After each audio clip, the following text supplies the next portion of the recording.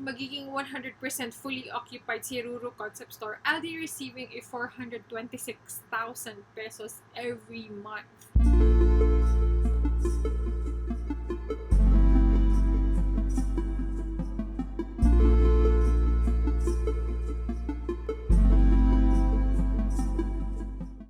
And then, next, the last one would be the finances. So, okay, so here, for Ruru Concept Store, ang rent ko sa space is 120k. So I know 120k ang laki because as I told you with my previous vlogs, dapat talaga yung spot na kukunin mo for location, it should be an ideal spot. Ideal spot, prime location, they're usually expensive. So I think 120 is somehow ano na siya, it's a good price. But I think if gusto mo pa ng mas magandang price, it will be a lot more expensive. So, you have to make sure na ideal, yung sakto-sakto lang, yung tipong mataas ang foot traffic. So, for Ruru Concept Store, I think my rent will be at around 120k. Okay, so for my electricity, previously with Sirsha, ang electricity namin is nagre-range siya sa 13 to 16k per month. And ang ang space namin, we have a lot of lights, and ang aircon namin, we have dalawang aircon na parang ref. So, it's 3 horsepower and 5 horsepower, I believe. So, yun. So, for us, it's around 13 to 16k per month. Okay, so for the water, I believe during Sirsha, wala kaming tubig. So for Ruru Concept Store, I want it to have a sariling CR because I think it's very important for the staff. So 1,500 for the water. I think this is quite big na. I think 1,000 will be fine. So, but yeah, estimate lang because I'm not sure if there's a difference with the bill pagdating sa commercial, pag sa tubig. I'm not sure. But, let's just assume it's 1,500. So, for the salary naman ng staff, I'll be giving 41,725 for 5 staff to. This is based sa data ng Sirsha. This is for the entire month already. Okay, next is security guard. So, I did go to an agency before for a security guard kasi I felt like it would be a lot safer because they belong to a parang they're registered. Nakalimutan ko anong tawag doon. Nakalimutan ko basta may tawag doon, guys. Anyway, so we were paying around 22,000 every month. And then salary ko naman, gusto ko this one, guys, this is one of the things na nagkamali ako before. But for Ruru, I'm gonna pay myself 25k per month. And then miscellaneous is 10,000 pesos. So this is for random expenses. So let's say for example, kailangan na natin bumili ng what we call this paper bag for the consumers, or kailangan natin bumili ng papel for the resibo, yung mga ganong mga maliliit na bagay, or kailangan natin ng ballpen. Ballpen is very important sa store.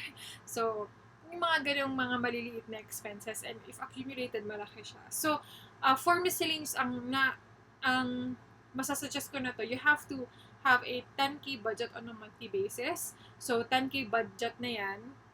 And then, after a month, so let's say nabawasan siya ng 6,000.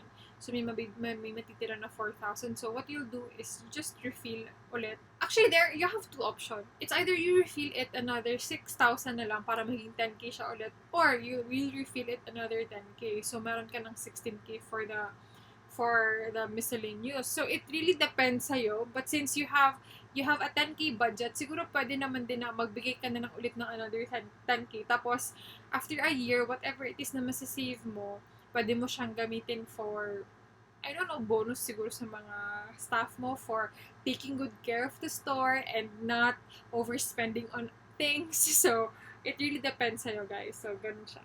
So, that is for my Ruru's monthly concept store expenses. So, operational expense to siya. So, I'll be spending 240,225 every month. So, ngayon, I have a 100 square meter na store. And I have 37 Ruru has 37 modules. I have 10 units of full wall. I have 8 units of half island. I have 3 units of shoe wall.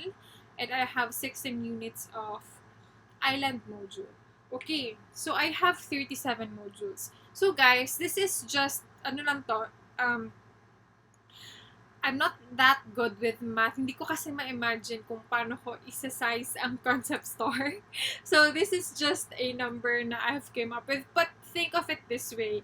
Yung 100 square ko before, I was able to fit 80 plus na module. So, I think 37 is ideal. I think this will give you a lot of space already.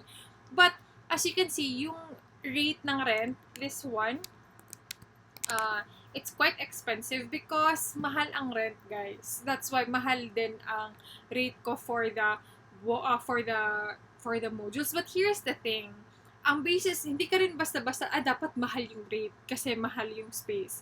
So, magbe-base ka din sa study na ginawa mo, sa research na ginawa mo. Okay, so maraming tao dito. I think a lot of people will really purchase. So, ganon. So, tingin ko naman, ideal naman yung spot ko. I think it's worth it naman na magparenta ako ng 11,000. I have seen a lot of concept stores sa loob ng mall. For me, I don't think it's ideal kasi malls have restrictions. And their rent is very expensive and ang mall mismo, competitor mo na lahat ng mga nandun. May nakita ako na concept store na they're renting out their module for 16,000. Sa mall kasi sila. So for me, 15K ang pinaka-expensive ko pero I'm outside the mall and siguro one of the ideal spot na naiisip ko yung mga places na maraming taong pumupunta. Ganon. So, let's say, for example, BIR. Malapit ka sa BIR, daming tao pupunta doon. So, alam mo yun, marami talagang nagpa-pass by. Or, let's say, for example, what do you call this? LTO. So, alam mo yung mga offices or yung mga spot where a lot of people will really visit, hindi mo na kailangan na talagang i-invite sila. Mga bagwas sa mga ganong space talaga, mataas na rent.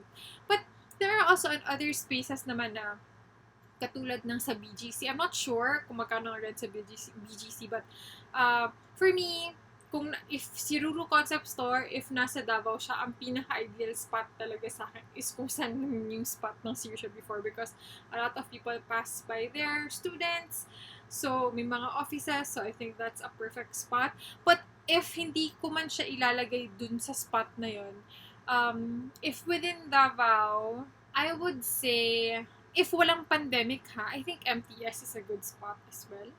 If you're from Davao, I think you know what I mean. Or San Pedro. San Pedro is a good spot then because there are a lot of people there. And Uyanggoren. But here's the thing, those spots, I don't think ideal si Ruru Concept Store dun because as I said, gusto ko na class A to C ang kanyang market. Diba? So, yung spot naman minention ko kasi they're masa. So, I think it's still a good spot if high traffic ang binabasihan ko. But for Ruru Concept Store, I would imagine it sa BGC, ganon. Mataas ang foot traffic and yung mga tao, they'll be able to afford the things that I'm selling. So, yun siya. But I think San Pedro, I think Uyanggoren, there are a lot of mga business owners na pumupunta sa area na yun. So, but I don't think yung design na iniisip ko for the concept store, I don't think it's ideal there. So, yun. Here, as you can see, if magiging 100% fully occupied si Ruru Concept Store, I'll be receiving a 426,000 pesos every month. And here's the thing, ang expenses ko, ang operations expenses ko, kasama na ang pay ko, which is 25K, ibabawas natin yan sa gross niya. So, may i-income si store na 185,775 each month. So guys, I know this number is big. I mean, saan ka kukuha ng 185K kada buwan, diba? So I think this is really, may potential talaga siya. Like parang, ang mata mo siguro nagkakaroon na ng dollar sign. But here's the thing. That's why it's very important that you have to take good care of your inventory because it won't be 185,000 pesos if may mga lost inventory ka because it depends on your conditions or sa agreement mo with your brand partners. But I think before, there were time na we pay 100% of the lost items and then nagkaroon kami ng adjustment na 50% lang or at cost lang. So, ganun, it really depends on your agreement. But actually, that's still a big question for me up to this day. But I do have a friend and she has a concept store. So what they do, they're very strict with the inventory. So I think that's how they deal with, they pay for the lost inventory 100%. And they're quite strict when it comes to counting the inventory kasi they want to make sure that they won't be paying any lost item. So, ganun siya. So yun guys, as you can see, 185k, that's a big amount if you earn that on a monthly basis. If you take good care of your store, diba? So here's the thing. This thing that I'll be sharing with you, keep in mind that you have to be careful as well. Kasi I know this is kind of exciting, it will be overwhelming for you, but I made a mistake once and I don't want you to do it again. So, before, sa concept store namin, basically we had like little to no money at all when we opened it up. And what we did is we asked our mga bagong brand partners as we were, working on the store, we need one month advance and 2 months deposit. So, isipin mo guys, 1 month advance and 2 months deposit, and if you have filled in the store, you'll be getting 1.2 million pesos. I know it's big, like, oh my God, okay, 1.2 million, okay? Here's the thing, ito yung ginawa namin. So, we did spend a little money on marketing, and then we did talk to an architect for the store, but we did not pay the architect right away because we were thinking kung okay ba, we were testing the market. And I noticed that there were a lot of brands who were like, gusto na namin kumuha ng spot, and then they paid right away. So parang, okay, we don't have a choice. A lot of people they want this. So, nag-down payment kami ng rent na. And then, we were already accepting payments from brand partners. So what we did is yung mga natatanggap naming money, yun yung ginamit namin for construction, yun yung ginamit namin for everything that the store needs. So basically, we did not really spend from our own pocket, but warning, ito talaga, warning guys, because I don't think that's ideal. It would be a lot more better if gagamitin mo talaga, meron kang sarili mong capital, or okay, so I think maybe it's not exactly an ideal, but if you're wise with money, I think this will work for you. Okay, so here's what you will do. For Rural Concept Store, I have a 1.278 million. For example, wala talaga akong magawa, wala talaga akong capital. So, I'll be using yung makukuha kong advance deposit from the brand partners. So, magbabudget na lang ako ng 600k for the construction, 30k for the system, and then 70k for some other things na kailangan pang i-spend. So, that's a total of 700,000. Meaning, meron pa akong matitirang 578 pesos. So, yun siya, I'll store that sa bank. And then, what I'll do is, once na natapos na yung store, basically, meron akong utang sa store na 700k. Because, basically, ang 700k na to is pera to ng brand partners. Okay, so, ngayon, what you will do is, i-divide mo siya. 700k, i-divide natin siya sa net income natin. So, makikita nyo na ang return of investment is nasa 3.7 months. So, mabilis mong makukuha ulit yung money. Sorry. But here's the thing.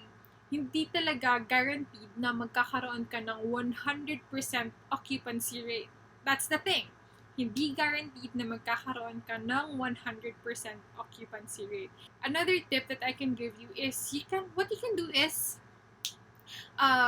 look for a product that you can sell sa mismong store mo. But of course, don't compete with your brand partners. Make sure na you're not a competitor sa mga items na binibenta nila.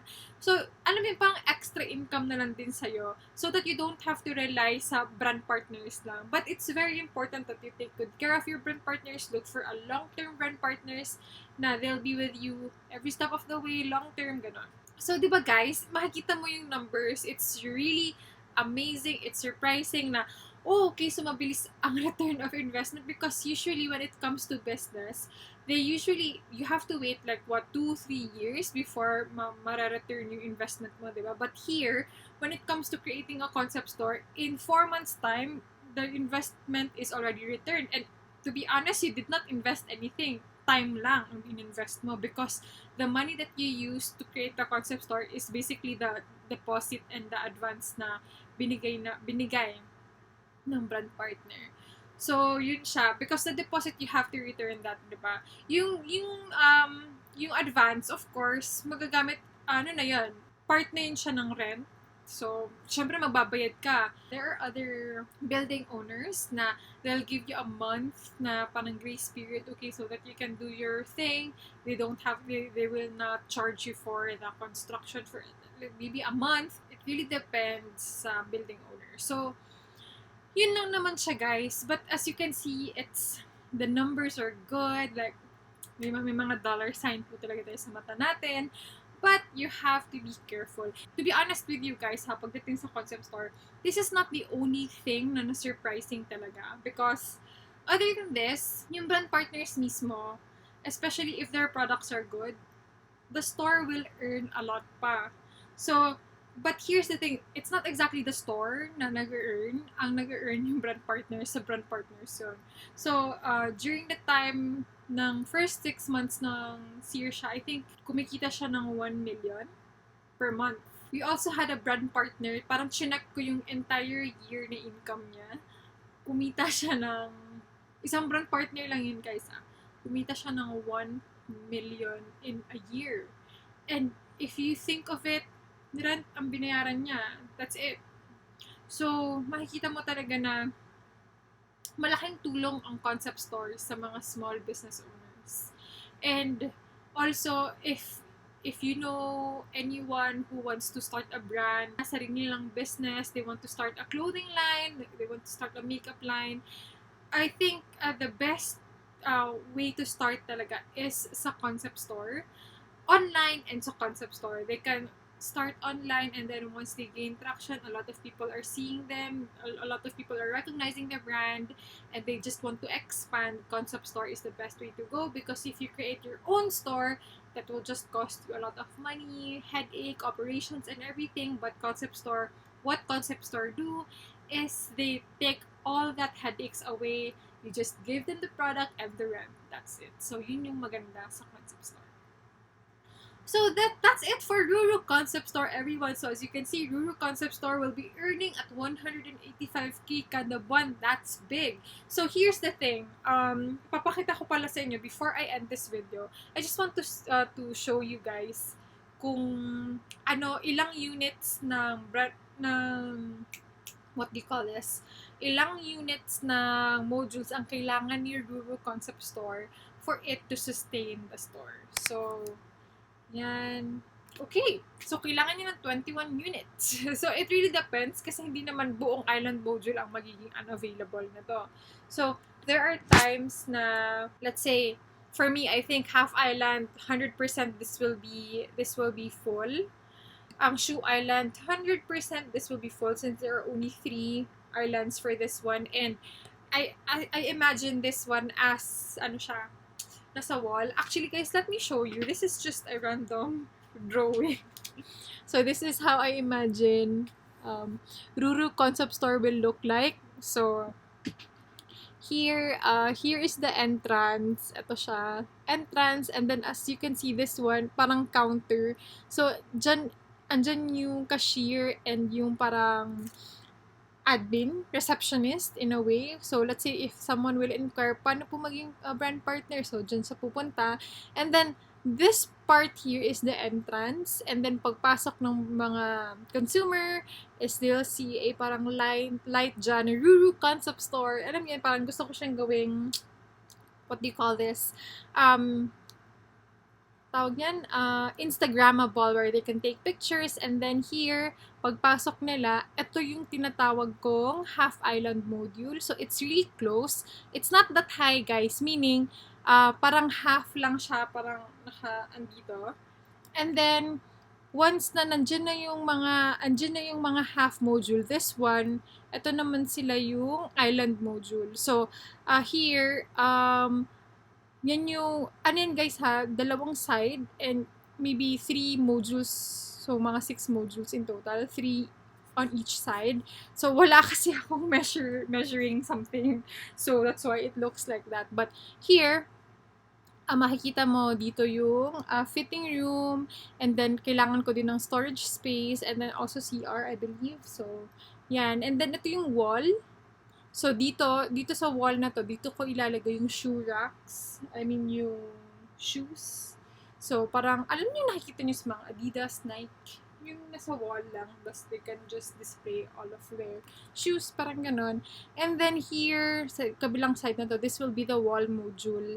So, full wall. So, I have 10 units. I'm not sure if it will fit here sa 10, but as far as I can remember, during kasagsagan ng Sirsha, I think 7 ang nag-fit sa isang side. So, assuming na 7 ang mag-fit dito, I still have space, a few spaces here siguro that I can sing it. Atong storage, maybe dyan. Kasi, dapat hindi nakikita yung storage. So, maybe we can put the other 3 there. And then, we can also cover the CR. Or, yeah, dyan, ang tatlong module. So, this is how I want the Ruru concept store to look like. So, that's the design. So, for me, 100% sure half island will be full. Island module, I'm not so sure. Shoe wall, perfectly, it will be full.